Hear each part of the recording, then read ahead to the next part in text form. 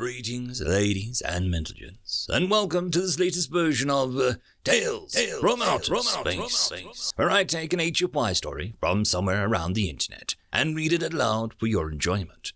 All the relevant links are down below. Like, subscribe, and all that YouTube comf to help this video and channel grow. Anyways, as always, I hope that you enjoy. I would just like to thank the following Tier 5 patrons and channel members for supporting the channel: Datamagnet and Bob the Dragon. Thank you again. And now, on to the story.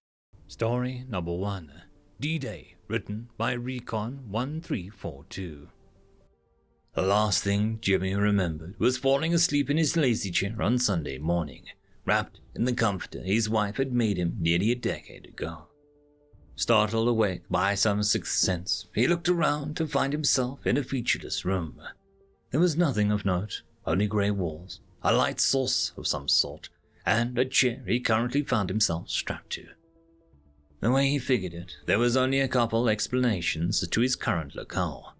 Either the kids had finally had enough and sent him to a home, or he'd been kidnapped. As Jimmy pondered his peculiar circumstances, a panel on the wall to his left opened, revealing a slender jade-green being with large slate-grey eyes. The being approached him slowly, and as it came abreast of him, he heard its voice in his mind. "Ah, human, you are awake. Excellent. We have brought you aboard our vessel to gather information. Your world is rich with resources, and will make a fine jewel in the Empire's crown. All that is left is for us to gather biological data for weapons development." Jimmy snorted in derision. "You needed biological data, so you kidnapped a 95-year-old retiree who is waiting to move on to the Fiddler's Green. Not the smartest bunch, are you?" The being smiled wryly. "You humans are a fractious race, but strong of build. We deducted that it would be safer to abduct an elder of your race.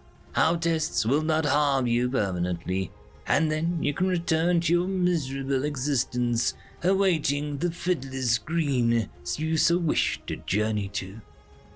Jimmy chuckled, the kind of dark laugh that came from one with knowledge of some critical piece of information that you don't have, but need badly. "Fractures, huh?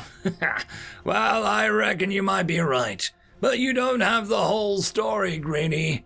The only reason we humans fight so damn much is we don't currently have a cause to rally behind. Last time that happened, I was just a young lad, but the Allied forces shook the world's very foundations. Best be careful you don't awaken a sleeping giant." The being stared at him with its featureless eyes.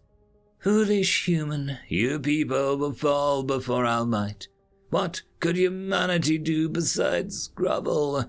You know, maybe you should just take a look. You're telepathic, so dig into my memories and see what you find. If talking don't work, maybe seeing will." He grimaced at the last statement. These memories were kept locked away for good reason. The being gazed into Jimmy's eyes and watched as his memories unfolded before his mind. It saw a classroom and heard news reports of a vicious attack on some sort of naval base. How quaint. As the memories continued to scroll by, it saw military training and then a voyage by ship to a foreign land. The next memory was a steel grey sky and the salt spray buffeting a small craft. Explosions rent the water, some close enough to make the being recoil in fright. There was a rough, grinding noise as the ramp and the front dropped, opening a view to the gates of hell. Explosions and gunfire filled the air. The water ran red with the lifeblood of many humans. Before the being could make sense of it, it found itself running forward into the teeth of the storm. The human raised a primitive weapon to its shoulder and began to fire as it scrambled madly up the beach. As the human dove for cover, the being experienced pain when something pierced the human's arm. The next memory was of another human with a red cross on its helmet. It provided medical aid, after which the human got back to its feet and continued to fight.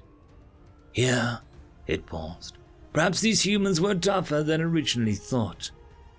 The old man had a fire in his eyes the being did not remember seeing before. I ain't done yet. Keep watching. You'll learn eventually. As the being peered into the eyes once again, Jimmy steeled himself and brought forward his memories of the winter of 1944. All around the human was white. It felt a bone-chilling cold, one it had never felt before. All of a sudden, the air was alive with the crack and the whine of gunfire. Shells burst overhead, and the scenery blurred into a continuous maelstrom of violence, hunger, cold, pain, and rage. As the human fought relentlessly, the alien felt it all. Emotion so powerful that it was nearly overwhelmed. And then the memories went black. Jimmy looked into the being's eyes. I took you from the landing on Omaha Beach 77 years ago, all the way to when I was injured the second time in the Battle of the Bulge. I almost didn't survive that one, and still have a glass eye as a result. Like I said, be cautious. Humanity united is not easily stopped. If the being had used spoken language, it would have been speechless. Jimmy awoke again, safely ensconced in his favorite recliner, wrapped in his comforter. By the clock of the wall, nearly 12 hours had passed. He grunted as he slowly got up and ambled over to his closet. He reached inside and drew out a canvas sleeve. Returning to his chair, he lovingly unwrapped to reveal a rich brown wood and cold gray steel. Those green-skinned bastards may not have thought he was dangerous, but between him and his Garand, he'd showed them a thing or two. End of story. Story number 2. A breakdown in negotiations, written by Dan and Angel. We are agreed then. We have a treaty. Treth, the negotiator for the alien race known as the Doggo, asked. Maxwell kept his small, polite smile plastered on his face.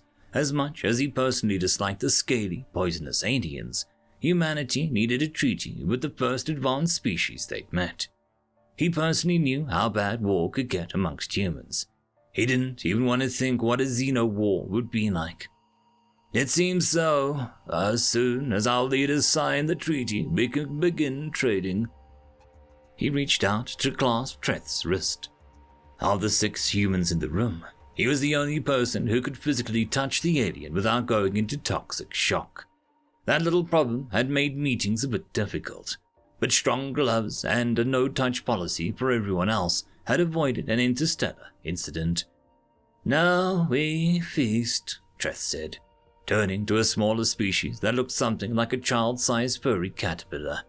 He kicked it hard enough to send it flying across the room. Get the feast ready, scum! Maxwell gritted his teeth and kept silent. He wasn't sure what the little creatures were. For all he knew, they were organic robots. But the Doggo treated them like punching bags. The first day of negotiations had almost ended when the alien negotiator poured a cup of hot liquid on one of the things, claiming that it was too hot. None of the human delegation had been happy about it, but they were there to make a trade deal and a peace treaty, not save the universe. More of the furry caterpillars came and took the table away, replacing it with a much larger one. Platters, knives, and unknown implements followed. A few that didn't move quickly enough were cuffed or kicked.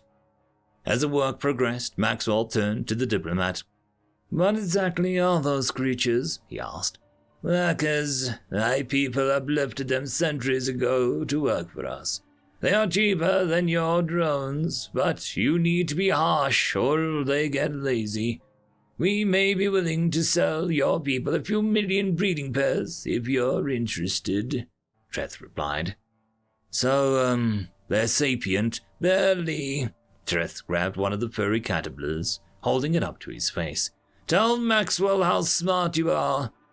The little alien curled up defensively, its mouth parts clicking out in a barely understandable English. I good. Work hard. Follow orders. I good. I see, Maxwell said, fighting to keep his tone even. He saw his team working hard to keep their own feelings to themselves. The tense moment was broken by the sound of tinkling bells. Treth dropped the little one and clapped his large hands together. Excellent! We may begin our feast. Don't worry, we made sure you can eat everything safely. The food will be a little bland, but we have tried our best. I'm sure we'll enjoy it, Maxwell said. Strange fruit-like objects, jellies, and what looked like baked pastries were placed around the table. It smelled odd, but not unpleasant. Maxwell breathed a sigh of relief. At least this would be easy, and then they could head back to human space and forget that he'd ever been here. A louder bell rang. 4 of the caterpillar workers came crawling in, and on their backs rested a platter with a large, fat caterpillar, its dozens of little feet embedded in some wine-red crystal. It twitched and swayed, trying to get free. As its mouth parts clicked rapidly, the platter was placed on the table. You are going to enjoy this, Treth said, picking up a large carving knife. We engineered their flesh to be sweet and tender. This one has been fed with the finest of grains and juices, so it'll be particularly flavorful. Maxwell heard several gasps and curses from his people. He willed himself to stay still. He couldn't risk the treaty over some bioengineered creature. Treth raised his knife and brought it down on the neck of the caterpillar. There was a clang as the knife hit metal. Maxwell didn't realize that he'd moved until the knife cut through his artificial skin and lodged in his cybernetic arm. Treth looked at him in shock. What are you doing? I didn't mean to cut you. Are you hurt? Maxwell took a second to regain his composure.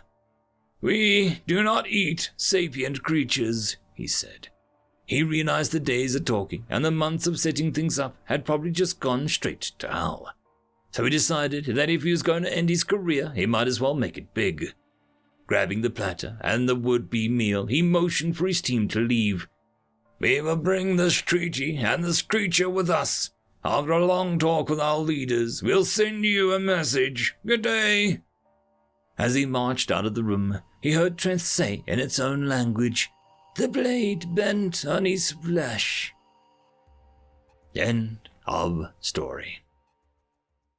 And that, my friends, concludes this video. I hope that you enjoyed, and if you do, please consider supporting the author, even by popping over and leaving a thumbs up or a nice comment, just to show your appreciation for the story. However, if you wish to support this channel, there are links down below which will help immensely. I will see you all in the next one, and until then, I hope that you have a fantastic day. Cheers.